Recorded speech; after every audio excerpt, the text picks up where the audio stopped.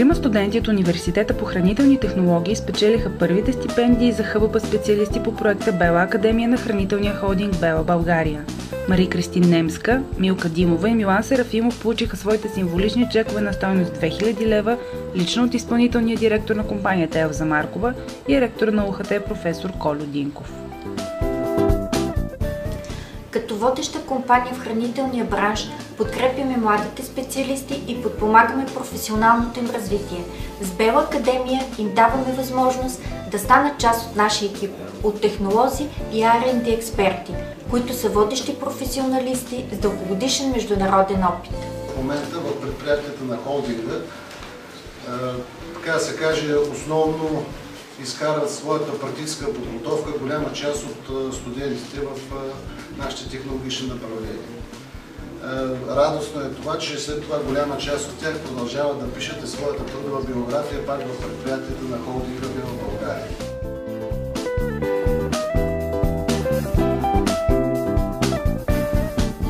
Вдигнахме много високо летвата, като идеята ни беше да поощрим наистина най-добрите, за което мога смело да кажа, че вие много ни затруднихте. Поздравления за всички участници, както и за всички ръководители и преподаватели от Университета по хранителни технологии.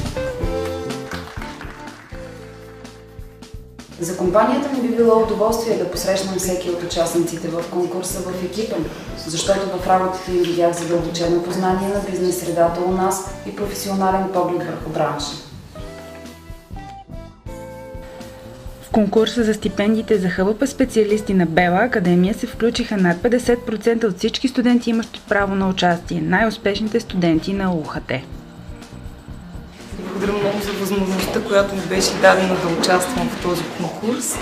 Аз с удоволствие бих започнала своя опит в Бела и бих искала да се развивам в тази сфера. Надявах се да съм спечелил, не бях сигурен, тъй като конкуренцията е доста жестока явно, както и журито каза, но съм щастлив, че спечелих. Заложила съм на новото, на иновативното. Просто чувството накрая е страхотно, да знаеш, че си оценен. Определено за работа мога само да си мечтая в такова голямо предприятие, холдинга е огромен.